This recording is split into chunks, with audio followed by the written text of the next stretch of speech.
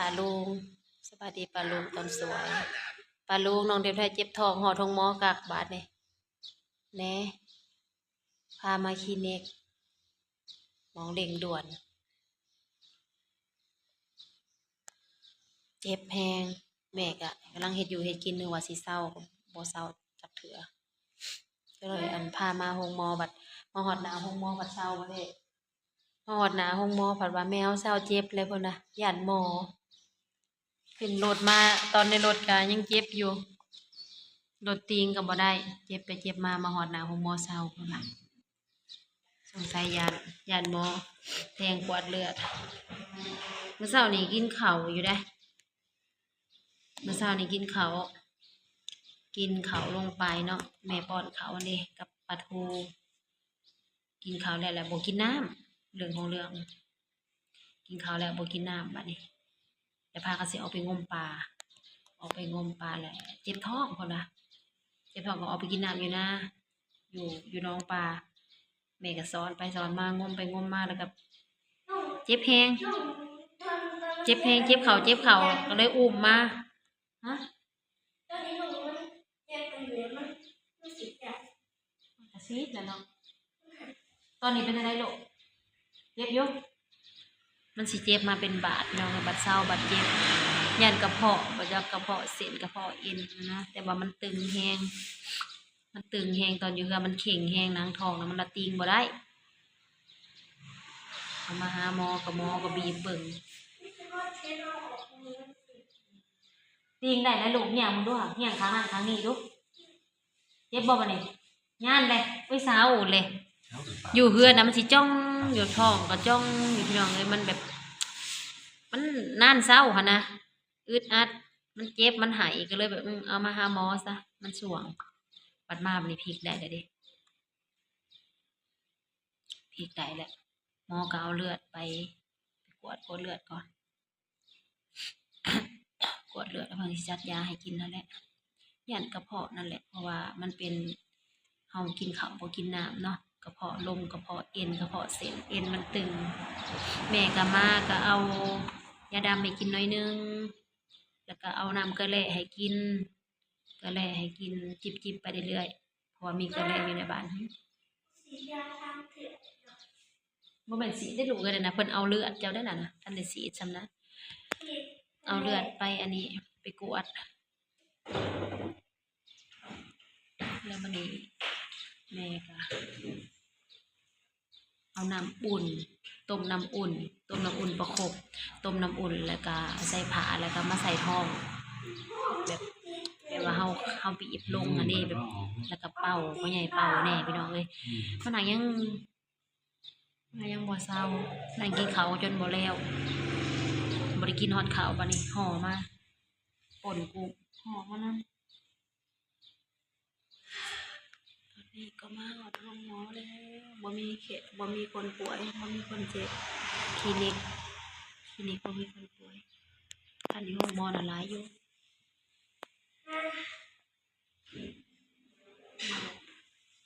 นี่คนตรวจเป็นยังไงบ้างมีหยังวะเป็นอะไรย่านหมอเฮงอะไร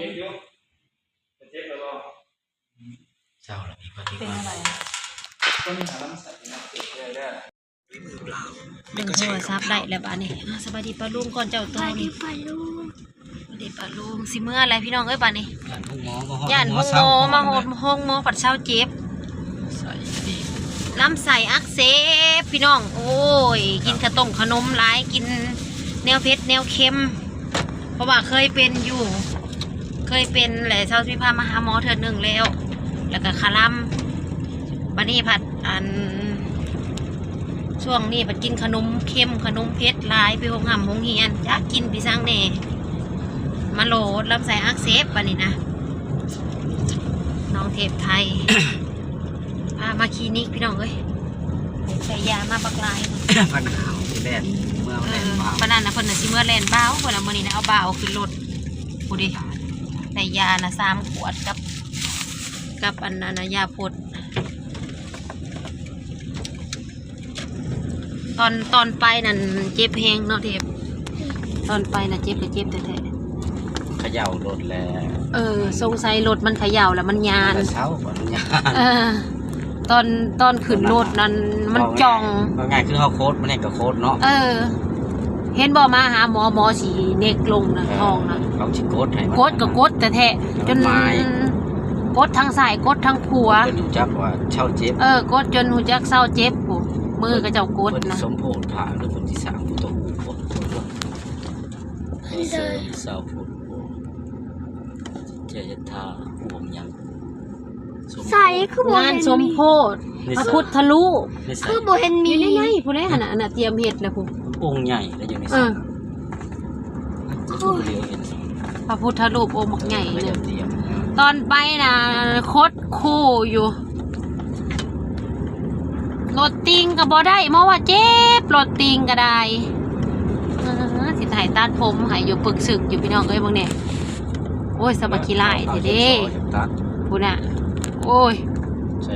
สมาขี้ไล่จะได้พอกับลูกนะมีแต่พวกกันผมยาวๆเมื่อนี่แหละกินยาเด้อลูกเด้อกินยาให้มันเบิดครบหามือหมอบอกนะเพราะว่าพาเขาคลินิกเอาพี่น้องเอ้ย ในเมื่อนี่แม่ต้มข้าวให้กินข้าวเจ้าเอากินบะโบคิดเข้มบัดนี้นะลูกเด้อบ่กินเผ็ดบ่ให้กินมาม่าน้อยมาม่าใหญ่ก็บ่ค่อยได้กินดอกแต่ว่ามันกินมาม่าน้อยนะ ครับกินลูกซีนและมือนั่นนะกินลูกซีนลูกซีนก็บ่ให้กินพ่อใหญ่เราก็ยังบอกอยู่ว่า ตลอด บ่ให้กินลูกซีนนั่นเราอ่ะข้าวผัดยากแต่แท้มือน่ะคือกินอยู่กูมือเอาเงินให้นะเพราะเอาจ่อยเรามาขายนะเอาเงินแล่นไปซื้อแล้วก็หากินกับเขาอยู่กินกับเขาเป็นมาแต่ใส่เนาะโฟโซกเอารถมาแปลงมาจัก ใส่ทหาร อันนี้เอามานี่ก็ได้มันดังแอดนะต้องไปไก่รถเท่านั้นดังแอดยังบ่ทันได้ เรากันไปคุณมืออื่นก็สิไปแต่ละแบ่งรถก่อนไปหาเรา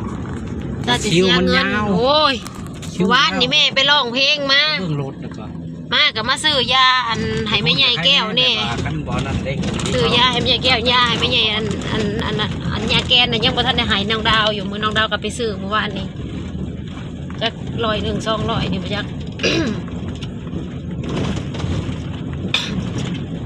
เดี๋ยวไปเข้าห้องหมออีกบ่ได้เดือนนะหามาเท่าไรก็เบิดโอ้ยเหม็นสาดเมื่อย หา นะ เงินมาวันนี้ มาเสียเงินเลยเด้มื้อน่ะแม่ก็ไปหามาแม่เองก็ไปเข้าห้องหมอก็เบิด1,100มื้อน่ะก็มื้อนี้ลูกก็เบิด500ได้ยังนะเงินนะ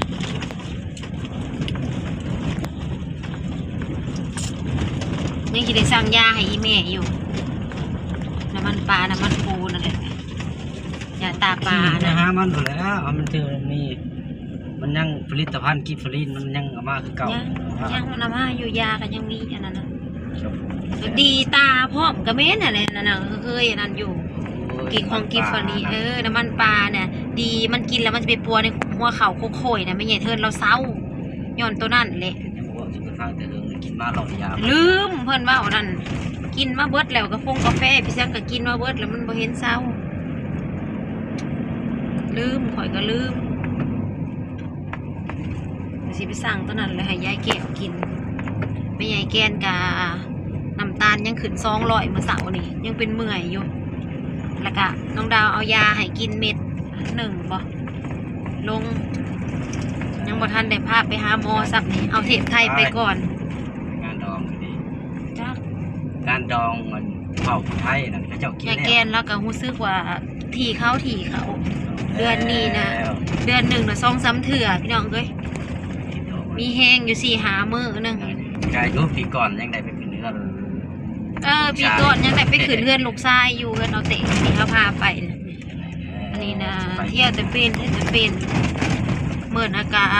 ข้างแข็ง ไป มาบีบมาคันมาหนวดเอากันนั่น ยันไปเราอยู่ที่นี่เองไปเบิร์ด บ่ จงผู้ใหญ่ไปแล้ว บ่หายไปเบิดได้ต้องเอาผู้ขับรถไว้โลดเอาอยู่วิลาบ่แม่นสิมาได้ไกลก็ไกลแท้ๆปัญญามเป็นเห็นบอกคือเป็นมื้อนั่นน่ะใครแต่น้องดาวโทรกับผู้ดีกับแล่นลงมาเฮือนพอดี โทรหาว่าอีแม่เป็นอีกแล้วเพิ่นน่ะข้างแข็งอีกแล้ว ไปแต่พอจะ มาก็มาคั่นเอานั่น ข่าวไป มาบีบมานวดมาคั่นเอาแล้วก็มาให้มาพี่น้องเอ้ย พี่น้องไป ยายนะยายแกนนะมีแต่เป็นแบบ สมมติว่าความดันขึ้นแห้งแล้วก็เป็นวินเนาะน้ำตาลขึ้นหลายก็วินเมื่อย กับเป็น น้ำตาอันความดันมันลุดนี่คือสิแข็งเกเรโลดค่ะมันลุดนะ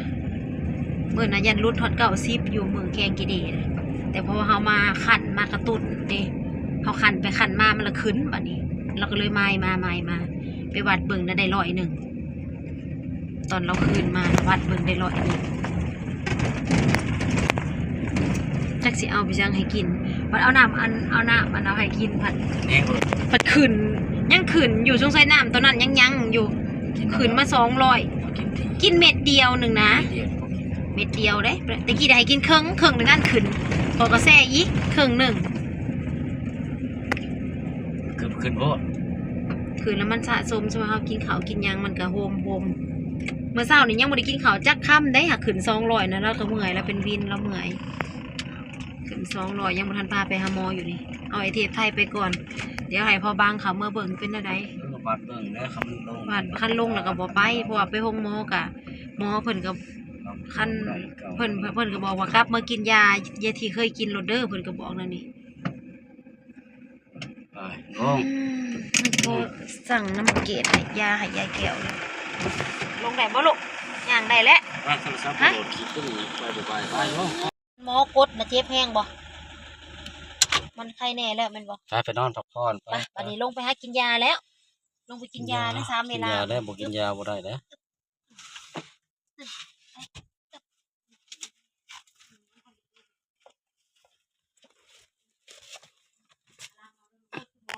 พี่น้องเอ้ยแม่ยังใส่ชุดอันนี้อยู่มีแต่ขี้ต้มพาลูกไปหาหมอทุกคนโอ้โห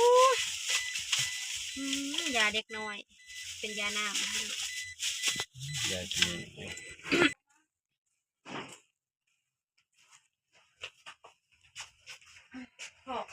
พ่อกับ2 คันอยู่บ้านกันเครื่องรถอันนั้น ใคร เอาให้ก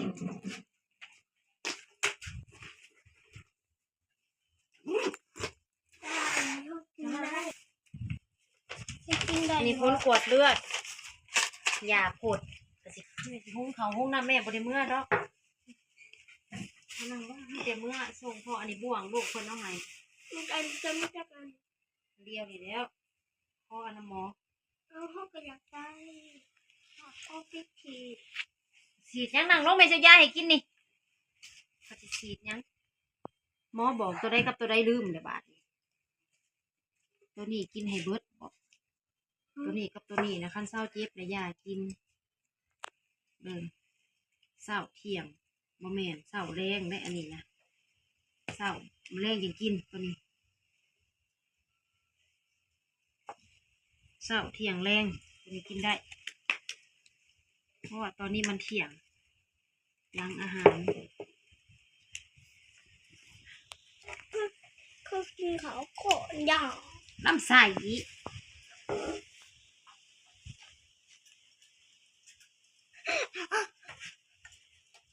เห็ดหน่อยกิน กินยาสเปรย์แสลง น้ำใส กินลงนะ เป็นยาเคลือบ เดี๋ยวลำใส่โอ้ แสบอยู่ กินแล้วนอนพักผ่อน ที่ได้มันเศร้าเที่ยงแรงเศร้าแรงเนี่ยกินได้ตัวเดียว กินได้ กิน ตัว ได้ เดี แต่ ยว ตัวใหญ่ยาปวดเลย โมเมนต์ยาปวดดอกลูกดีโอเคนะพี่น้องในชั้นสนุกกับสิริเก็บภาพบรรยากาศเพียงเท่านี้ก่อนวันนี้ก็พาเทพไทยไปหาหมอ